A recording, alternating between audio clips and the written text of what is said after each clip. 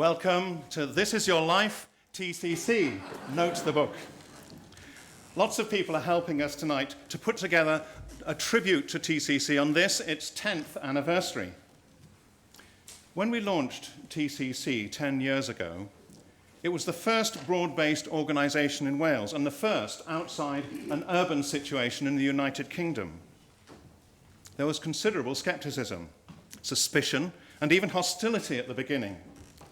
Many said it couldn't happen in this area, that there was nothing that needed doing or sorting out. But very quickly, our leaders showed this wasn't the case. Now, in this first section of the evening, some of those leaders will give a taste of those early TCC actions.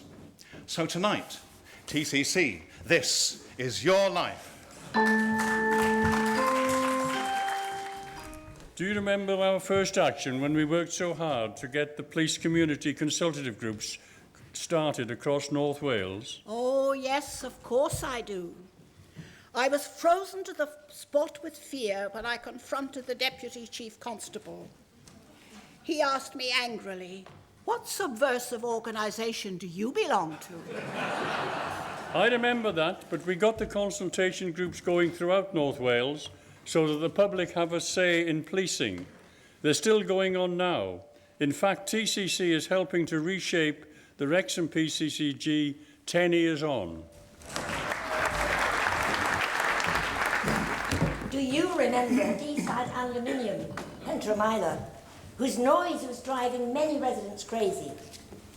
I remember driving round Wrexham in a car festooned with black balloons, delivering videos outlining the problem to every councillor. Some people got to go to America. Our research and action spurred Wrexham Council, which hadn't quite grasped the extent and reality of the problem, to issue enforcement notices to quieten the factory down.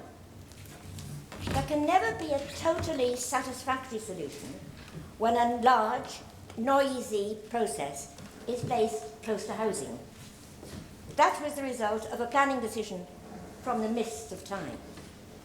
But TCC did succeed in bringing about a number of changes to the factory and made the council and Lenny, the owner, take notice. Being involved with TCC gave me the opportunity to have tea at the Bank of England with its then governor, Sir Eddie George. TCC had been investigating the fact that many local bank branches were closing. Sir Eddie had no idea the effect of bank closures had on ordinary people until he heard our stories, and they were told to him by people from all over the country.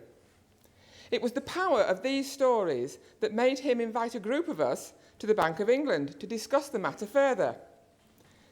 It was a wonderful experience to go there and talk on equal terms with someone so well known and so influential. I felt like a real VIP. I'm the head of St Giles Junior School, where TCC has taught citizenship. And this year, they've helped us set up a school council. And I am the chairperson of the school council. All the issues just outlined took persistence and research. We learnt a lot in the heat of action. TCC also ran, and continues to run, a lot of training courses. We learnt a lot on those courses too, about power in all its guises, how we grow by using our own power effectively, about how we affect change more readily by working together. Some of those who've been on TCC training will tell you more. I went to Cambridge and learned about citizenship in those ancient halls of learning. I went to Wigan, near here,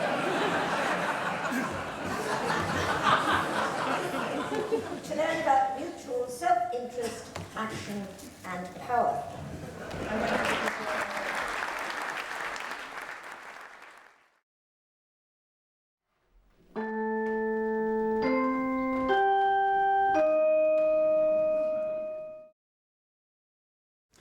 As you've seen, TCC has had its share of excitement, successful actions, and challenging training over the past 10 years. Yes, and we are still relatively young, and still the only broad-based organisation in Wales. And yet people still ask, what exactly is TCC about? Now, with the help of some of our young leaders, I'm going to try and outline it in a very simple way.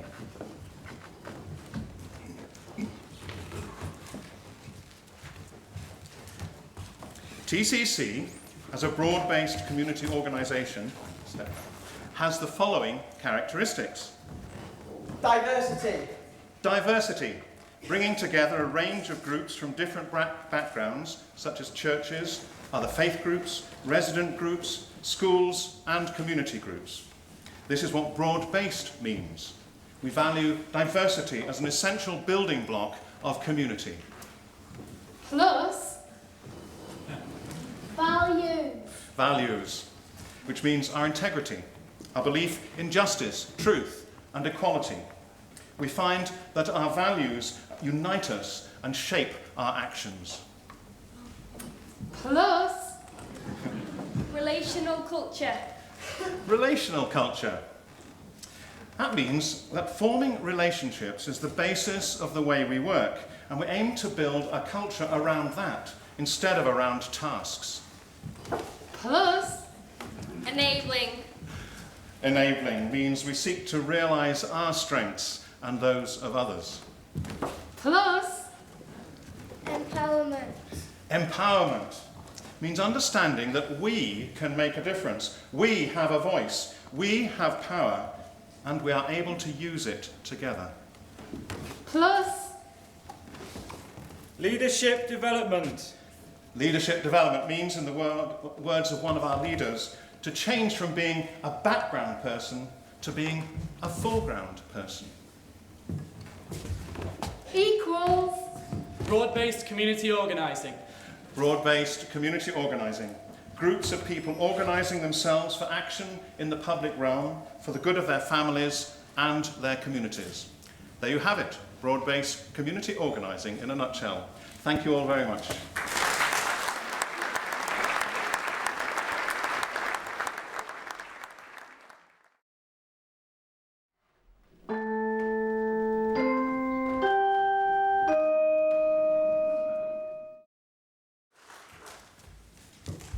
Nia, before this, you were, well, many years ago now, you were employed by the social services before you moved to North Wales.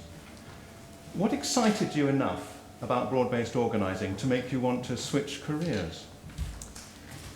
Well, as a social worker, I kept seeing the casualties of the system. And one of the things I wanted to do was to get involved in trying to get involved with the causes. And linked to that, it was very much, as a social worker, being trained to listen for people's weaknesses. And in organising, it's very much about listening to people's strengths and inviting them really to get involved and make their communities better. And I suppose the final reason was that I did a lot of social work in Northern Ireland and lived in a community where people really didn't talk to one another, and where those differences led to a very, to so many problems in the community and to a lack of peace. Acting on strengths instead of weaknesses. Less Band-Aid, more Lucozade. It sounds a good formula, I think. Absolutely. Nia, I was a curate in Flint when you first came to see me. 10 more years ago, 12 years ago. Yes. And one of the things that struck me in those initial conversations, and I wrestled with for a while as to the logic of it, was you said that only groups of people, like a church group, a congregation, could join TCC. Individuals couldn't join on their own. Why was that? I remember that date as well, and I'm really glad I made the visit. I suppose in terms of the groups, it's because organising is about trying to build relationships, and groups have those relationships, and groups are really concerned about protecting families and communities. I think it's also because we're about leadership development. It's about developing leadership who are in those relationships and linked and rooted in community. And finally, it's because of accountability. we didn't want to build an organisation around freelancers, really, but around people who were willing to be accountable to other people and to be kept in check in that way, and therefore to be able to work together. Accountability is a key word for us, I think. Yes, absolutely. What's we've been involved on a fair few actions down the years, and what's always excited me about that is how people who think they've got nothing at all to offer in their own right suddenly find extraordinary courage and reserves of strength they didn't know they had when they're suddenly plunged right into the middle of an action. It's a pretty scary way of going about things, but why do you think it works? I think it works because ultimately we only learn in action. And it also works because action moves things on. It actually makes things happen. And I suppose finally it cements relationships, because it isn't just about talking, it's about doing together. Learning by doing. Absolutely. Well, Nia, even 10 years later, people are still asking me, well, isn't TCC just another pressure group? What do you say to that? Well, I don't think it's a pressure group. I think pressure groups are about single issues. In TCC, we're really concerned to respond to the many and varied concerns that people have, as we've already seen tonight. And it's also a vehicle. The issues really are a vehicle in order to help people learn how to be more effective citizens. So ultimately, it's about learning about ourselves and about other people and how to make a better world. And the issues are a vehicle for that rather than the only purpose. I think one thing I've seen is that because we've dealt with so many diverse issues, people begin to realise that arguments aren't always black and white. There's not always a clear-cut solution to situations, and what we're seeking is a win-win situation as the ideal outcome for the actions that we engage in. Just one last thing. It just occurs to me, why don't we just leave all this stuff to the politicians and the experts? For the same reason that we don't leave the church, just to the clergy, I think.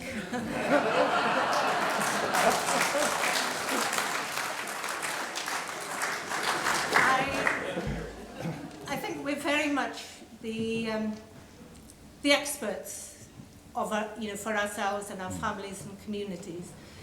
And all of the major issues facing the world today and facing our communities demands a response from all of us. So it's about our rights, but also very much about our responsibilities, and that the politicians need us. Amen to that. Thank you, Nia, very much. Thank you very much.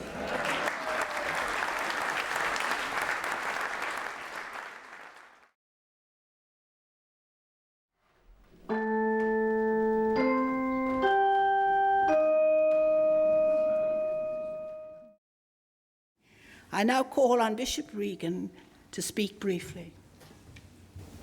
10 years ago, I attended an event that also spoke clearly about the longings and the dignity of the human person.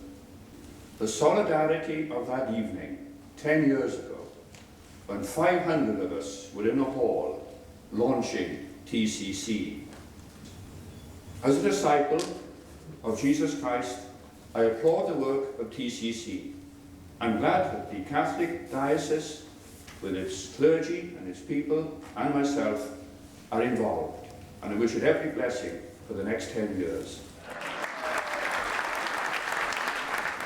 27 years ago, I was inducted as Vicar of Rosamedry, which is about 8 miles from here, and I stayed there for the next 9 years. There were good years. There were years in which I brought up my family, and there were years where I learned a lot. I was on a very steep learning curve. So there's a measure of poignancy about the decision that we next made as a diocese to appoint a parish priest of Rosamedry who would contribute 2 days a week to the work of TCC. And I often think that if I knew then what I know now about TCC and its methodology of empowerment, then my ministry would have been greatly enhanced. So I have very great pleasure in committing the support of the Diocese of St Asaph to TCC and its excellent work. Representative Wales is pleased to be able to support TCC for a number of reasons, and among them are the following. It seems to us that it is a means of enabling and empowering persons to become involved in quality of life issues within their communities, and therefore to be an influence for good, an uplifting and a beneficial influence upon communities. Therefore it gives community a voice, and it gives individuals within that community a voice. It is a way of bringing groups together within community to work together, to prepare vision together, to share the vision, to implement that vision. And it's pleasing to our church to be involved in such a movement. We call to mind at this time too that TCC is a multi-faith organisation and beyond. And I now call on Dr. Shah of the Wrexham Muslim Society, who has been a key ally of TCC. The Muslim community, probably most of you don't know, although very small here, but it's still the biggest ethnic community in Wrexham. And it is very easy for an ethnic community, small such as we are, to feel very isolated and a tendency to go into corners, you know. But by joining TCC, we feel part of the community, we feel involved, we can work with the community and fight along with our colleagues in TCC for the community causes. So we are proud to be part of TCC.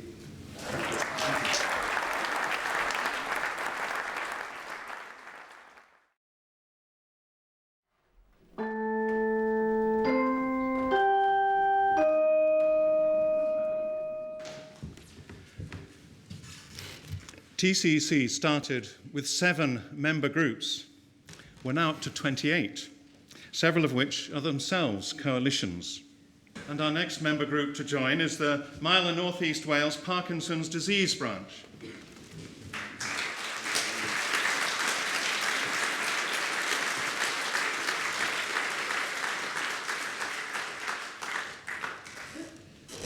To see a small group and be so strong is magic. My first induction was go on a course, and I enjoyed every moment of it. Since then, I've grown a little bit stronger myself in my problems and other people's problems. And I thank TC for what they've done already. Thank you very much. Thank you very much.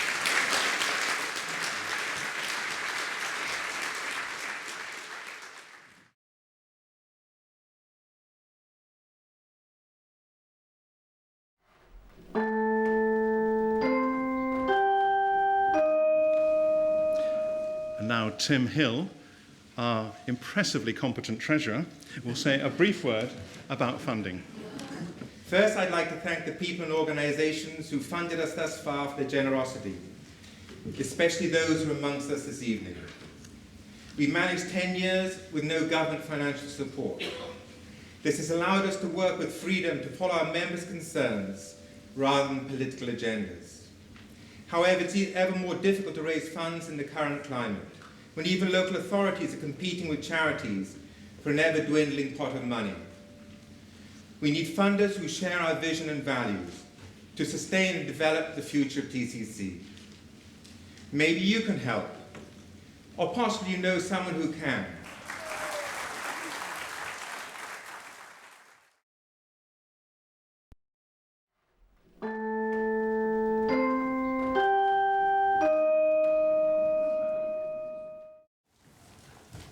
I'd like to remind you that all TCC actions come from our listening in the community to the things that concern people. Edwin Jones will now tell us about the work with older people.